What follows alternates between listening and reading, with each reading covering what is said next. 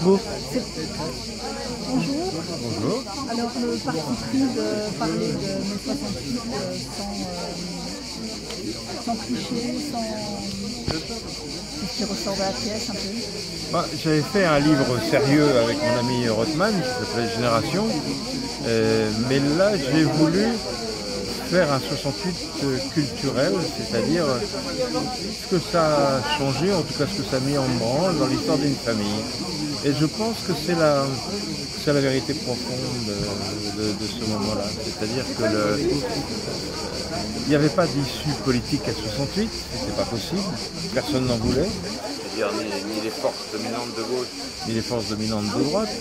Il n'y avait pas d'issue vraiment radicale, encore qu'il y a quand même beaucoup de choses qui sont sorties des accords de Grenelle, mais profondément ce que ça a bougé, c'est le rapport dans le couple, c'est le rapport à l'autre d'une façon générale, que ce soit le patient, que ce soit l'élève, et ce que ça a déclenché à ce moment-là est toujours d'actualité. Pour moi, c'est pas simplement un truc pour tirer la larme à l'œil en disant c'était amusant. Je pense que les questions posées alors, qui sont au fond les questions de la légitimité du pouvoir, sont toujours des questions pertinentes. Et aussi, ce qui est intéressant, c'est de voir cette femme. Ah oui. C'est rare qu'on parle de 68 à travers une femme. Surtout les hommes qui ont fait beaucoup, qui étaient dans les discours, dans les manifestations, qui étaient toujours en tête, alors que les femmes ont fait beaucoup de choses.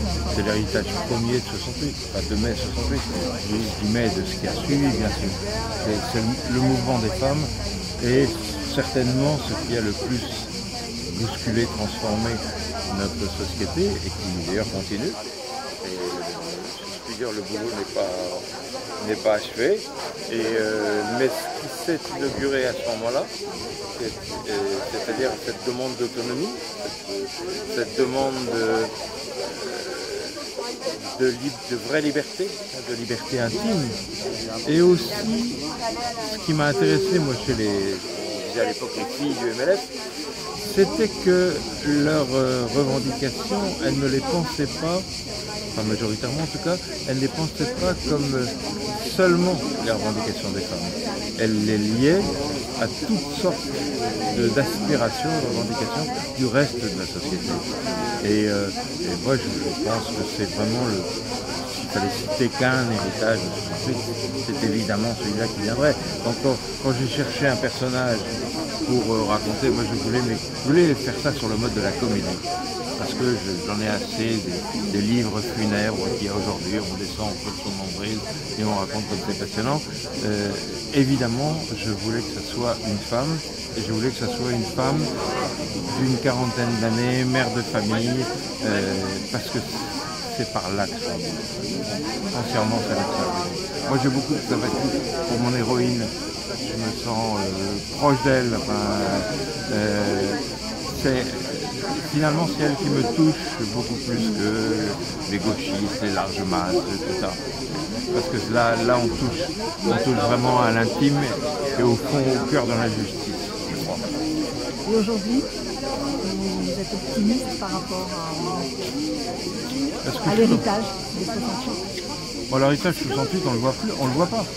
C'est-à-dire que ce que je pense, c'est que l'héritage 68 est bel et bien là, et il est tellement là qu'on ne le voit plus. C'est-à-dire qu'aujourd'hui, par exemple, si vous allez à Neuilly ou à Passy, et si vous demandez sur le trottoir aux femmes si elles sont pour ou contre l'avortement, vous aurez une majorité de pour. Et ces femmes-là n'ont aucune idée qu'elles sont les héritières du mouvement de mai 68.